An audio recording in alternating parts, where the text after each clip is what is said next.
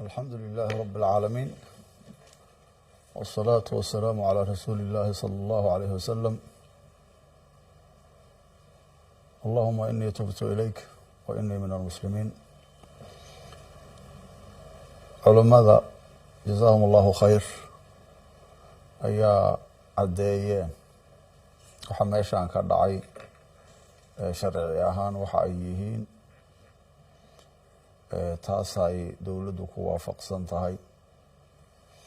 culimada muslimiinta ee Soomaaliya joogo waxay ijmaac ku yihiin waxa meeshaan laga sameeyay habeen dhaweyd ama wadanka guud ahaanba laga sameynayo oo nimankan ay sameynayaan inaanay diin shughul ku lahayn. waana mas'ale ijmaaca. culimada caawa waa kuwan mowqifkooda caddeeyey. hadda ka horna mowqifkooda way caddeeyeen. kulan intaa ka ballaaranna way niyeysan yihiin inay isugu yimaadaan oo ay mowqifkooda ku caddayn doonaan. waxaa insha allahu tacaala gacmaha isqabsan doona culimada iyo dowladda iyo shacabka. maalinkaasna waxaan rajayn doonaa inaanay helin kuwanu meel dulduleel ay wada ka soo galaan ba aanay helin insha allahu tacaala.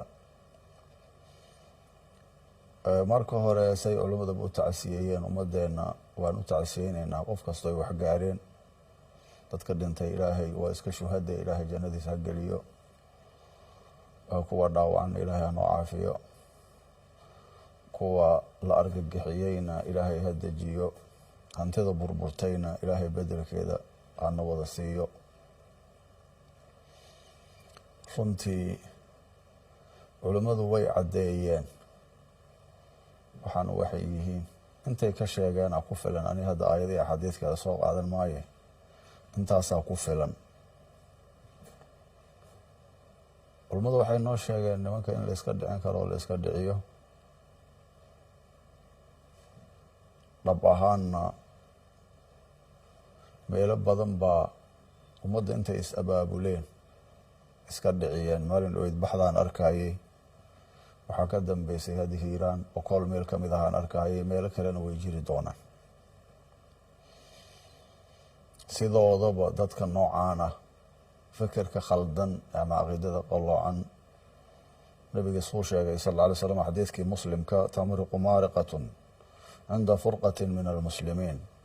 markay muslimiintu iskhilaafsan yihiin unbay soo baxaan. xilligaasay tarmaan. xilligaasay waxaan oo kale sameeyaan. waxaan rajayn doonaa in ay muslimiinta midoobaan sida uu sheegay madaxweynaha dalka. soomaali oo heshiis ah oo midaysan adduunka kalena la heshiisa waa in la helaa buu yiri. shacaarkiisa saas buu ahaa maalku dhega. kaas haddii la qaato ay dadku midoobaan nimankan waxba uma suuroobi karaan. misaal baan idiin sheegaya. Somaliland hadda waa tan oo nagama dheera. hal shay waa laga fulin waaye mise ma hal shay waa laga fulin waaye. limaada?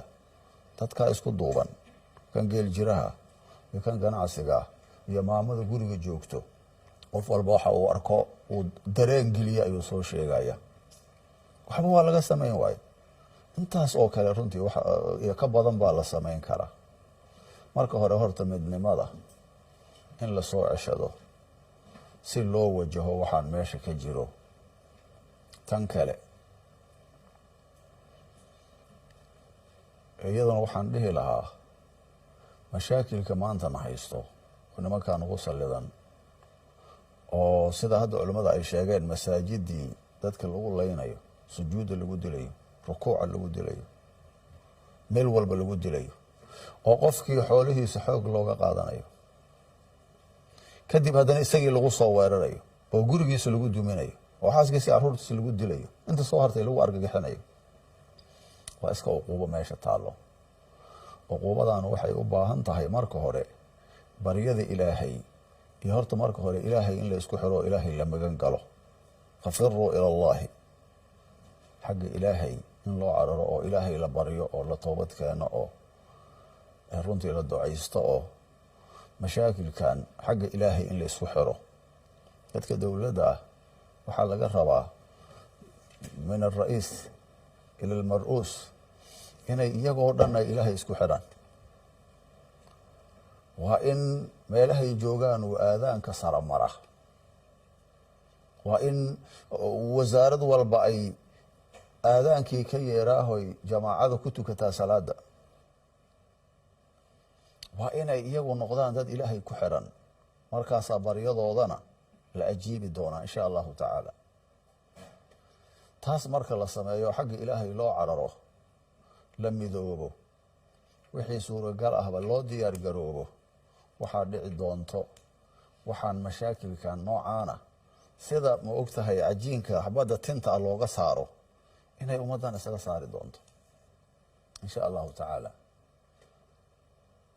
taasna waxaan dhihi lahaa sidaas in xagga ilaahay loo laabto oo ilaahay loo toobad keeno dhammaanteenna, kadibna saas loo muwaajaheeyo. iyaga waxaan leeyahay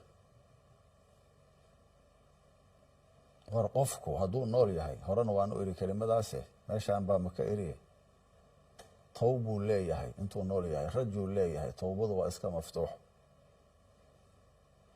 watuubuu ila allahi jamiican ayuha almu'minuun.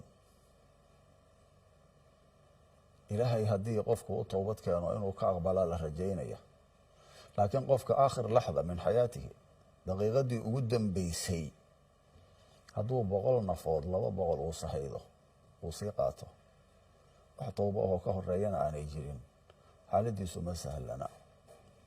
iyagana waxaan leeyahay war waxaan sax ma ahane waadna ogtihiine, towbad keena oo iska dhaafa, iskaga soo baxa, waad badbaadaysaan insha allahu tacaala adduunya aakhiraba. ninka idin soo diray, qaar badan oo idin soo diro o anigu aan garanayo, ilmahooda muqdishoay joogaan, jaamacaday dhigtaan, dugsiyo saray dhigtaan, nolol fiican bay ku nool yihiin. ilmo ay dhaleen uma soo diraan shaqadan. waxaan leeyahay baraaruga, haddeer toobad keena, ka imaada, ummaddiina dib ugu soo laabta, weli fursadaa jirto ayaan leeyahay.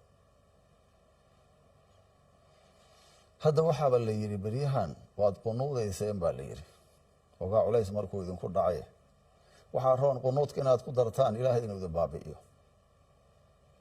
idinka naftiin waxaad u qunuudaysaan intaa haddaad samaynaysaan.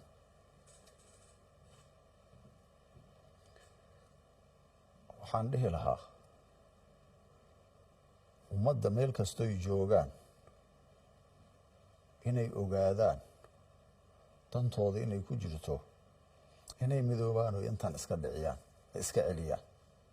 axaadiista la sheegayay waad maqlayseen, qofka diintiisa inuu difaacdo, maalkiisa inuu difaacdo, ehelkiisa inuu difaacdo, lagu dilo waa shahiid. nabiga siduu sheegay sala allahu alayh wasalam, kaasaa shahiida. bal ilaahay baan idinku dhaariyey, qofka habeen oy dadkan meesha ku laynayay ee isagoo ummaddan difaacaya oo salaaddii iyagoo tukadeen la laayay, miyaa shahiida? mise kan isaga ku soo duulay oo laga celinayay baa shahiida? wa cinda allahi tajtamicu alkhusuumu. waadna ogaan doontaan midka shahiidka. ciidanka ummaddaas difaacayay oo idinka dhicinaya dulmigaasa shahiida in sha allahu tacaala. idinkuna waxaad tihiin waad arki doontaan. anigu waxaan leeyahay ummaddeenna mar kasta aan ku celinaya, midnimaan uga gudbaynaa, tan uga gudbi karnaa. gacmaha inaan isqabsanno ayaan uga gudbi karnaa. ilaahay inaan isku xirno ayaan uga gudbi karnaa. war diintu iyagu ma leh, diintu waa diintii muslimiinta. hortoodaa muslim la ahaa, waana la ahaan doona. anigu waxaan warkayga ku soo gebagabaynaya in insha allahu tacaala dowladda iyo culummada oo isku duuban ummadooda inay jihayn doonaan, arrinkaana la maarayn doono insha allahu tacaala, xalna la heli doono. culummada meel kastoy joogaan waxaan rabnaa inay dowladda garab istaaga, say haddaba culimmada muqdisho joogta ay u garab istaageen gobollada iyo dal iyo dibadba meel ay joogaan si mashaakilkan uu u soo yaraado amaba uu u dhammaado. aad baad u mahadsantihiin.